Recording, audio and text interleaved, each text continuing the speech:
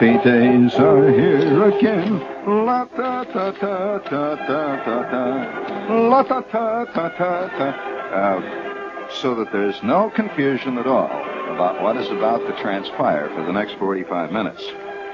And to give you a warning so that if you're one of those old foofs who, the world is so filled with these walking around doorknobs who don't really dig anything, The next 45 minutes is going to be about the Mets. I just might as well tell you that. So, you don't have to hang around if you're one of them old foofs and you're prepared to, sit around and foof, which is what old foofs do. Would you please? Oh, my. I'm always continually amazed and a little bit saddened at the number of people who really are congenital wet blankets. Congenital. And therefore miss out on about 90% of what life has to offer. I mean, the congenital I don't dig nothingers. Oh, poor people. Sad people.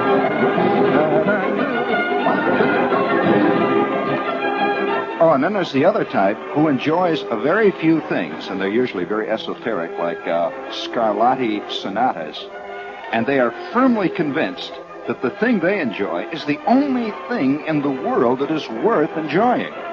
And all the others, the people that dig, say, Ron Swoboda, are obviously living in Stygian outer darkness and are worse than cockroaches and should not be allowed to even... Oh, those poor fools.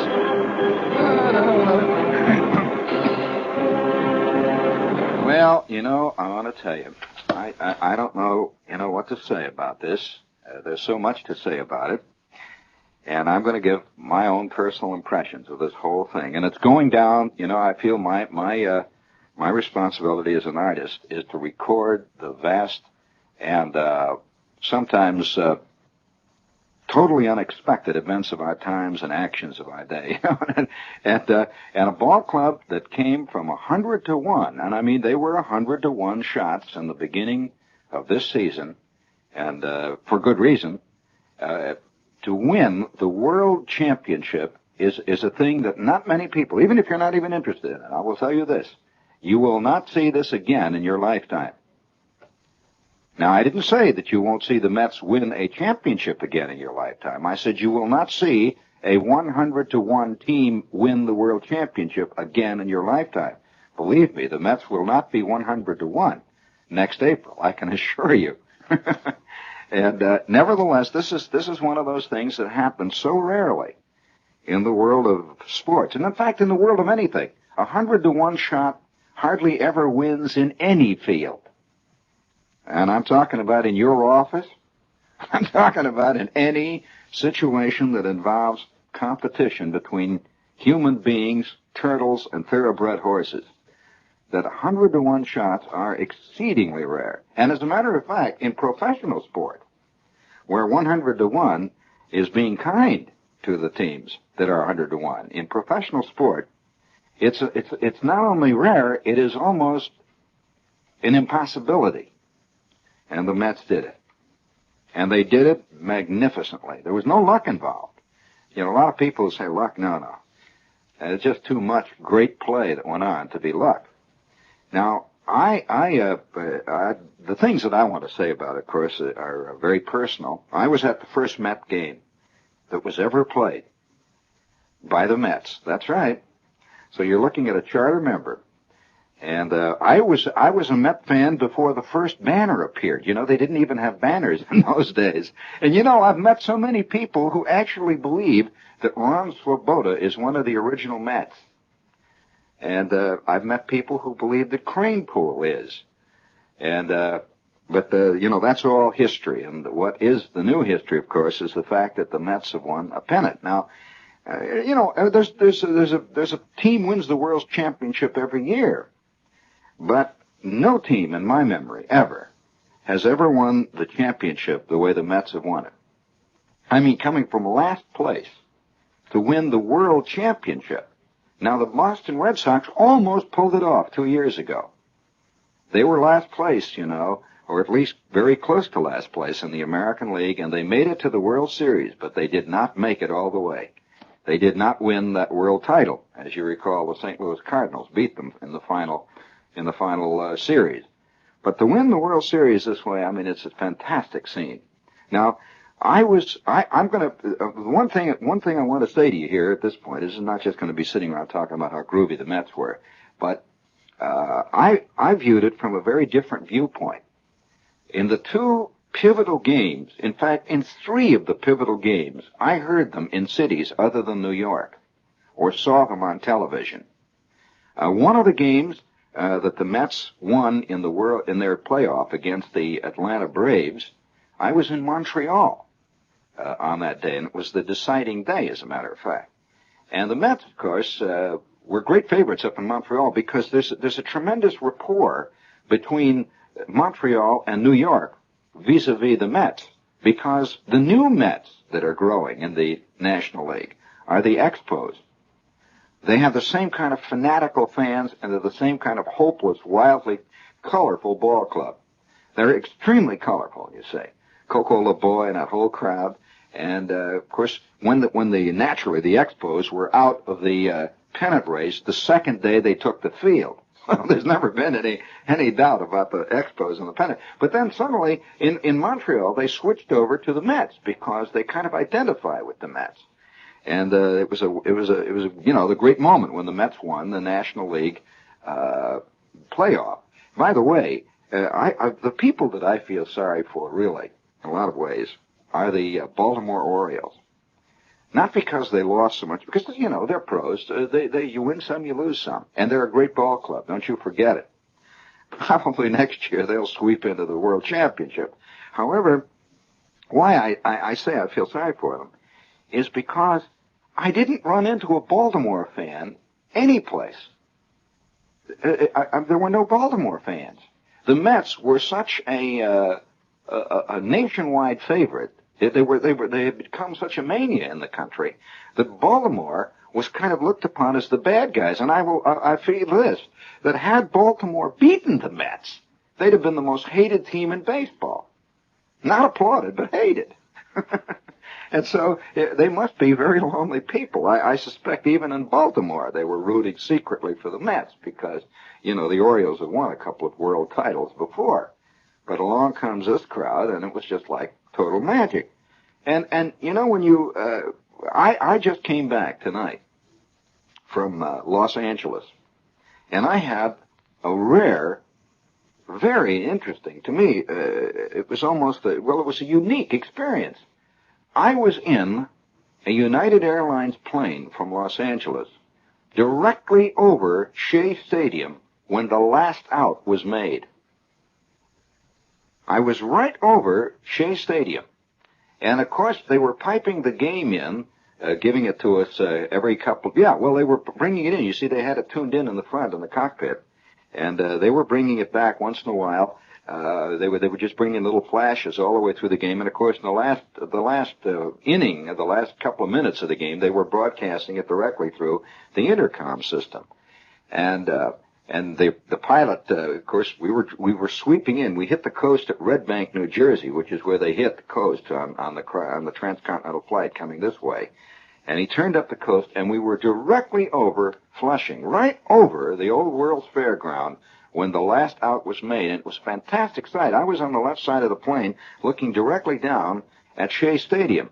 And you could see this big circle of arc lights, and you saw this fantastic crowd there.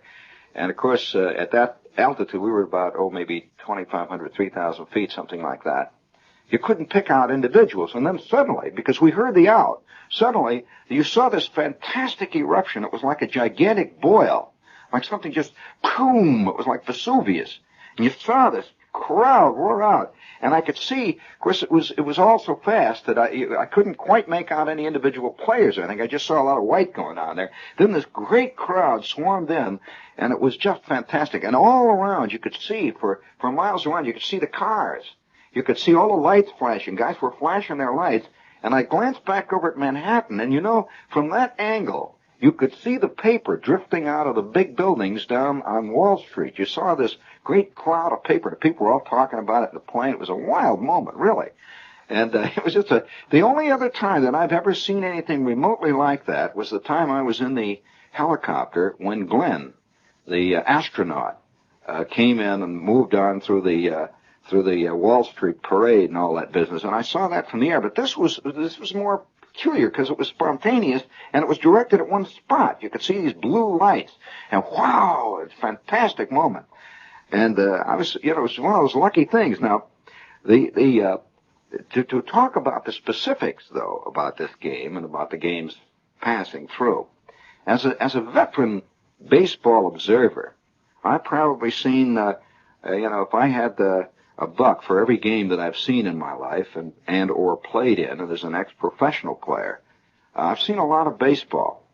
But I don't think in my life, and I'm sure, and in fact several of the Baltimore Oriole players said it yesterday, I've never seen anything like the peculiarly, almost supernaturally inspired play, particularly in the outfield.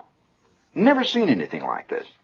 You'll see once in a while in a series, you'll see a great play. In fact, if you go out to any given series, I don't mean a World Series, let's say the Washington Senators come to Yankee Stadium and play 4 games against the Yankees.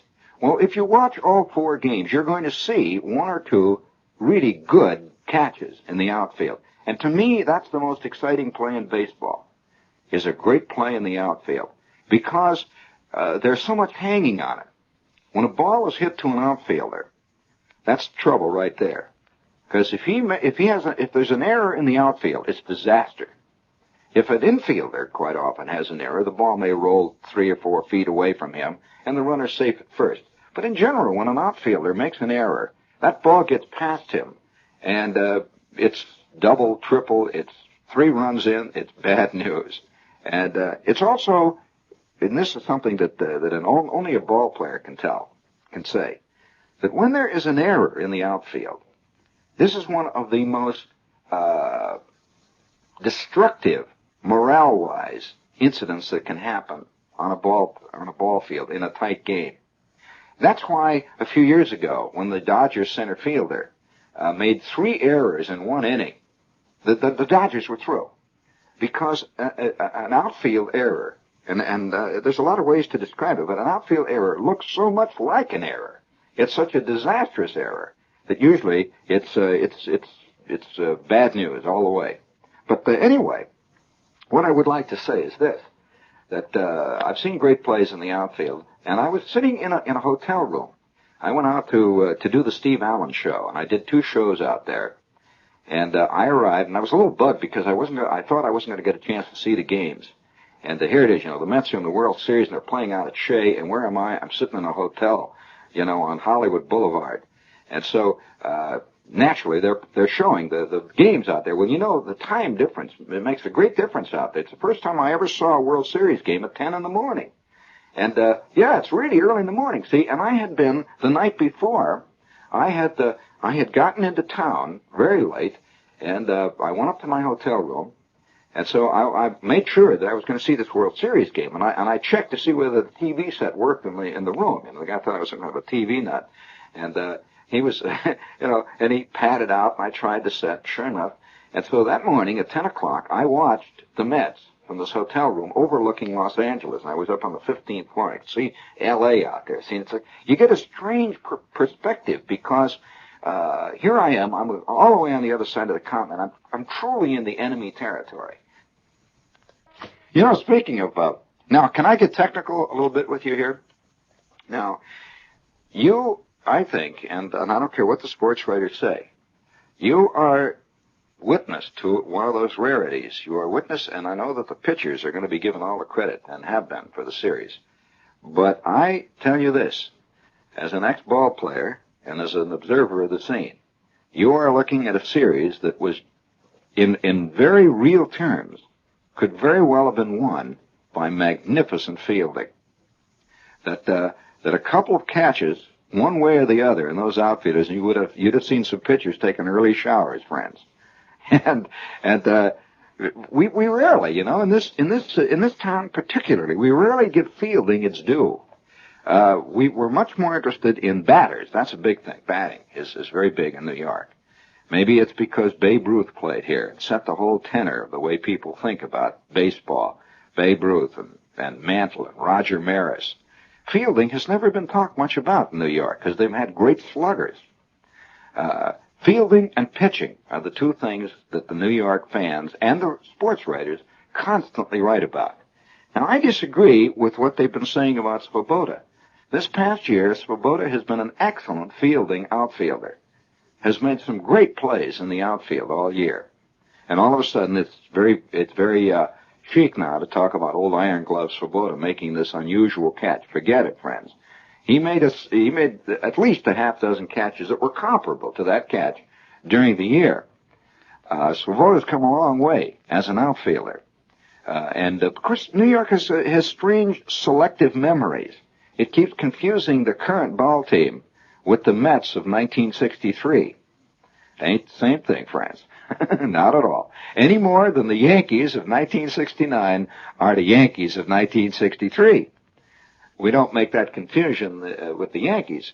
But nevertheless, I was sitting up in my hotel room watching this ball game, yesterday's game, and play by play, I was just glued to the set because I have rarely seen such well-played baseball. And I think one of the reasons why there is such a tremendous interest all of a sudden, and it's been developing all over the country in baseball, is that suddenly you see an explosion of excellence. This is really, when the game is well played, it is an exciting game. And you saw some well-played baseball on both sides, by the way. It was not just the Mets. The Orioles played some beautifully inspired ball, particularly in their infield. Their infield work was great during this series, particularly the left side of the infield. Brooks Robinson and Mark Belanger were beautiful in their slots. Now, we don't want to talk about the Orioles because it's not popular. However, the two plays that Tommy Agee made.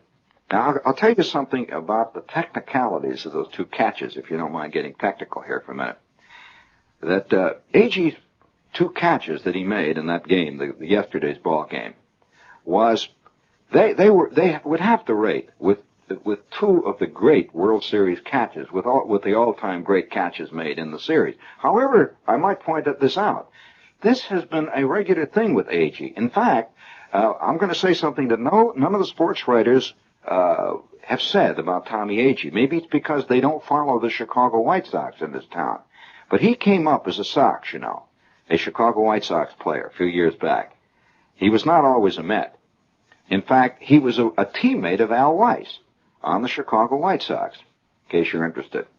And when he came up, he was considered to be on a par and the equivalent of Willie Mays, that many scouts and critics of baseball players and experts, and particularly the people who put the money out for them, signed them up. He was one of the hottest prospects that the White Sox have had since the 1920s. He was considered to be on par with Willie Mays in the field as well as at the bat. Well, for one reason or another, Tommy Agee never did it with the Sox. He would have moments of brilliance with them, where he was just a fantastic ball player. And then he would go into these periods of sort of ordinariness, and then he would have moments of brilliance. Now, I'm talking about both at the bat and in the field. And the White Sox strung along with him for years, and he'd go and come and go. And so one day they decided to trade him. And that was the trade that took Tommy Davis from the Mets and brought Davis to the White Sox. You remember Davis when he was playing with the Mets? And in exchange for Agee. Well, and I think there were a couple of other players involved. Well, when Tommy Agee came to the Mets, maybe this is what he needed, because over here in the National League, nobody expected much of him really. The fans didn't know Agee here. They didn't know that Agee had been hailed as another Willie Mays. He was just another ball player to the Met fans, and the Met fans, when he came up, were madly in love with Ron Svoboda. They were madly in love with, at that time, I guess, Hunt even was still around. But nevertheless, he just sort of snuck in. Well, when he joined the club, I remember telling Lee Brown, who produces my show, I remember her telling about him. I told her that Tommy Agee could make the difference with the Mets. I said, if he comes through. And nobody knew. Well, of course, his first year was he was playing like he was with the White Sox, because it takes a long time to throw off the feeling that you're a loser. You're right. That's a tough thing. Well, this year he played the way Agee has always been, and I think he's going to be a greater ball player in the years to come. I think Agee's a great ball player, potentially a superstar, really. And, of course, he's proven it in the outfield. Fantastic outfield play. However, and this will get some disagreement, watching those two great plays by Agee, I couldn't see how anybody could cut those plays. Well, the play that Ron Swoboda made on Brooks Robinson's sinking line drive to right center field, this is the single greatest outfield play I have ever witnessed, for a number of technical reasons. None of them have I seen stated by any of the sports writers. For one thing, both of Agee's catches were catches where the ball was up comparatively. I think one was a sinking ball which he was coming in towards. You remember that one play? But this is a very different play than to make a right angle trajectory on a sinking sliced line drive, which is exactly what Ron Swoboda did. This ball was sinking fast. It was a sliced ball. Now, a sliced ball is not the same as a straight line drive. That meant that ball was curving as it came down. Very difficult play. And furthermore, a diving catch, any outfielder will tell you, a diving catch is infinitely more of a problem, technically, and much more of a risk, too, than a catch which is made on your feet. Now, why is this so? Well, because if you're diving, forget physical, let's say physical injury involved. If you're diving, obviously you're going to be on the ground when that ball goes by you, which means that to recover after that, it's a sure triple, if not a home run inside the park, that kind of a ball. Well, when he left his feet, I thought he was out of his mind.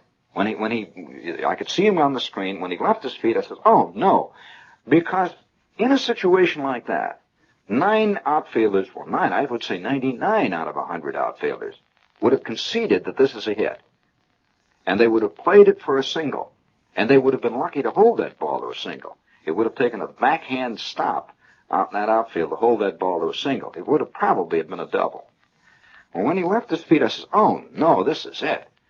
Well, when he caught that ball, it was one of the most, well, it was like magic. It's like, and I have to agree with the Oriole players who said, if he, one of the Oriole players, I don't recall which one it was, said this about it. He said that if Swoboda tries to make that play all next season, they're going to wind up in 9th place. Meaning that play is a dangerous play. And he pulled it off. It was a fantastic play. That's got to rate with one of the great outfield catches of all time, regardless of whether it was series or not. Now, when you're getting that kind of play from the outfield, it's easy to look good on the mound. I'll tell you that. That ball would have gone all the way to the wall for a triple. And who was it? Seaver was pitching that time? Mr. Seaver would have looked like he did against the Atlanta Braves, which was a little shaky here and there. But don't misunderstand me. I thought he pitched well in that game, but he was saved by some fantastic plays. Now, I thought it was Gentry pitching in that game. Wasn't it Gentry? No, Seaver. But on the other hand, when all is said and done, when I landed and the plane came in, we landed shortly after the game was over, and of course I took a cab in. I was coming in past Shea. Of course, all the cars were pouring out. They were all going the other way. Luckily, there were thousands of people. You could hear the lights and the horns honking. And the closer we got to Manhattan, I'm sure that a lot of you have heard this story. I mean, those of you who are out of town may not have heard all of it, though. This town, I've never seen this town like it was at the time, right after the game was over. I came in from the east side, of course, from the airport side. And the further in you got, the thicker the paper was. Until we were on I believe it was 39th Street, going west.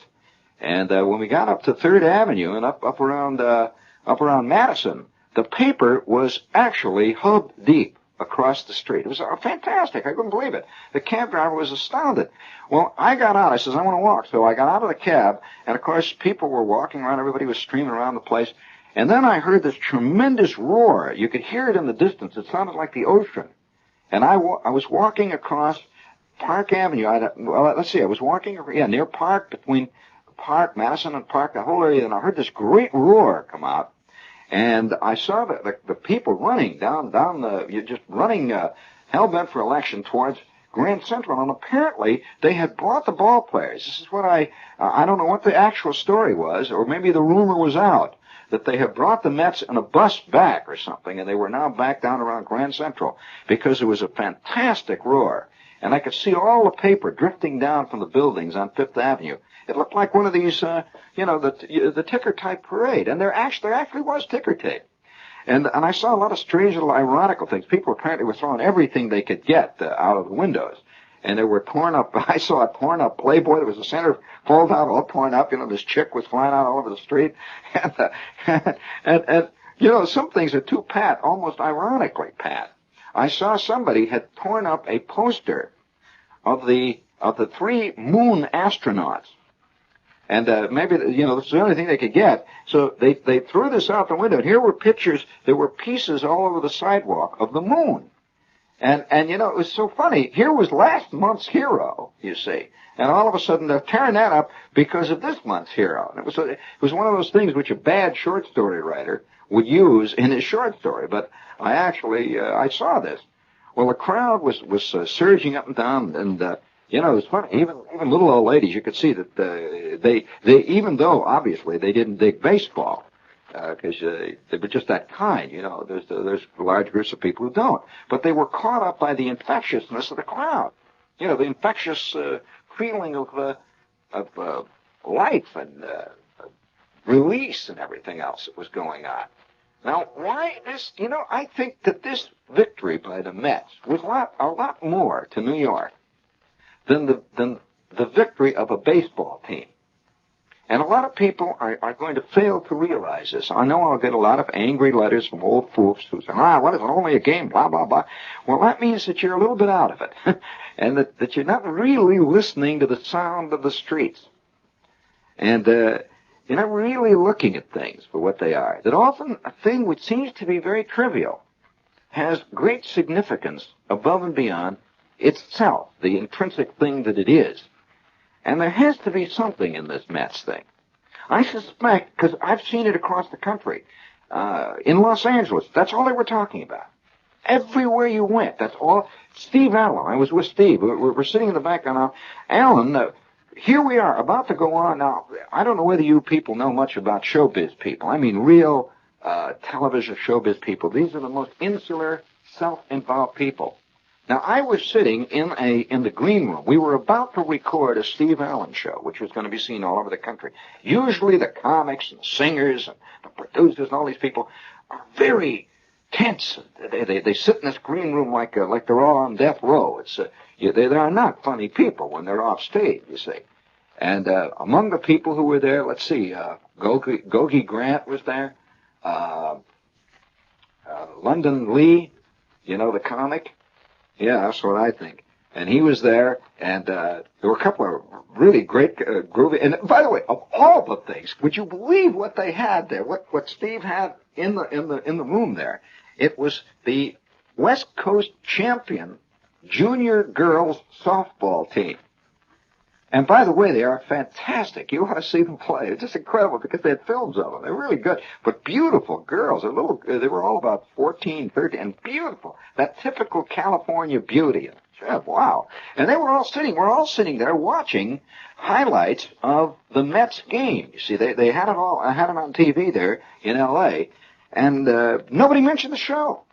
And all the while, the audience that was about to see the show, that Steve was, and all of us were putting on, they were sitting out there like sheep, waiting for the big moment. And everybody on the show was sitting there watching them play that Ron Swoboda catch. They were playing it over and over in slow motion in L.A. And they had one of the Dodger outfielders, by the way. That's very interesting. They don't do these things like this in New York, which they should. They had a Dodger outfielder who was explaining the play as it was going on. He was talking about this particular catch and discussing other catches he had seen like this. And it was a nice piece of film. But nevertheless, it was fascinating to see all these showbiz people for the first time pulled out of themselves. Now, the Mets did this. It wasn't the series or baseball. It was something about this 100-to-1 shot coming out of the blue. In fact, I also, the way the Mets, I suspect this is the first time in history that a high school baseball team won the world championship. I mean, I'm serious. These guys are more like a high school ball team than any other team I've ever seen. I'm not even talking about their age. I'm talking about the esprit de corps among people who are hard-bitten ball players. Don Clendenin played an inspired series.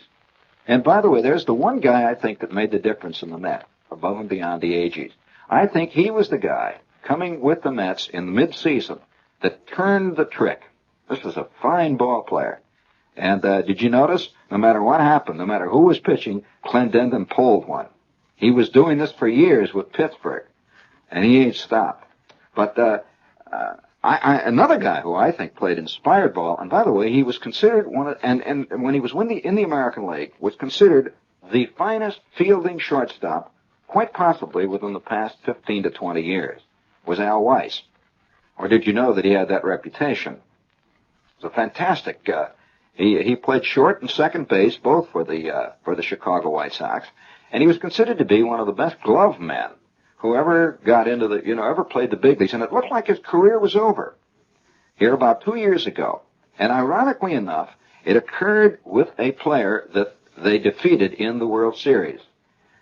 He was playing with the White Sox, and on a double play around second base, he and Frank Robinson collided, and it put both of them out for the season. Al, I think he had badly broken, torn ligaments, and his leg was badly wrecked. It was his knee, I believe. And it looked like he would never play again, or at least if he did, he wouldn't be the old Weiss. And Robinson was so badly injured in that for over almost 2 years, he had double vision. And it looked like his career was almost at an end, too. But Al Weiss, I thought, now here's an example. You see, this happens. He's a professional. And the big difference between the professionals, and I suspect that the amateur world, is that a professional will get better under pressure. Not worse, but better. Quite often an amateur or a rookie will do the opposite. And Hodges was wise in going with Weiss, as you see. Weiss played an inspired series. Well, what did he hit? He hit about 600 in the series, including a home run in the last ball game. You know that he only hit 2 home runs in the whole season. And so Weiss belting a home run during the series, and he was consistently hitting. This was a professional ball player, doing what he does best, and doing it at his best in a series. So all these subtleties, when you know this game, talk about pros. It was interesting to see how they when you talk. One guy I think that was not given and has not been given the credit. I thought that Jerry Grody caught a magnificent series. A catcher is an unsung guy unless he's a Yogi Berra, or somebody like Roy Campanella, who's colorful as a person. But in general, catchers are not. Nobody pays much attention to a catcher. He's never given credit for victories. Usually, and his work is hard and unrelenting. Incidentally speaking, catchers, Joe Garagiola is an old friend of mine, and he was an excellent catcher, in spite of all of his funnies to the contrary. He was an excellent catcher, and Garagiola will be the first to tell you that that a catcher's life in the big leagues has to be just a little bit this side of one of the less desirable salt mines in Siberia. This is a tough, hard, rough business, and I thought that Grody handled these catchers beautifully in this. Handled the pitchers beautifully in this series. Now, I'm sure that for those of you who aren't baseball fans, most of this is probably bugging you. but there's a lot of things about. Now, one more thing, and I must go on record. Is I don't understand. I suspect that most of the people who write baseball in New York never played the game. If they did, they probably played softball in the backyard, that kind of thing. But the play that Pete Rickard, you know the play, when he came in as a relief pitcher in the 10th inning and hit J.C. Martin with that throw to first. I would have been, personally, I saw that play. I watched that, and from the minute Martin laid that bunt down, I personally thought it was a hit. It was a beautifully placed bunt. Not many people are talking about. This is one of the most difficult plays that a pitcher has to make. Now, what it involved was this. Had that ball been bunted directly in front of the plate, it would have been a much simpler play, simply because the angle of throw to first base would have been very different. But as it was, that ball was laid down on the first base side of home, a short chopping bunt. This is what they used to call a Baltimore chop. It's a short chopping bunt. Very difficult play to play because the ball has got a bad spin on it and a tricky hop. Well, the catcher came charging out towards it. If you saw the play, you noticed the pitcher came charging in too. Well, the ball was a little bit too far for the catcher to play. It was not far enough for the pitcher to play it comfortably. So the pitcher, who was charging towards the plate, had to pick that ball up and then turn and fire. In other words, he had to make a 180-degree turn, almost 180-degree, to get that ball to first base. And he had to throw it right down the first base line. He was almost on a line with Martin. That would have been a very, very good play. And as it was, he had the bad luck that it hit Martin's wrist, and that was the ball game. And I thought, and by the way, there were 3 guys on the Mets team who were ball players on the same team, and they played in the probably the saddest ballpark in all of the major leagues, and before the most apathetic crowds in the majors. J.C. Martin, Tommy Agee, and Al Weiss. Those 3 guys probably never believed, ever, that they would play on a World Series ball team. And all 3 of them are well up in years as ball players go.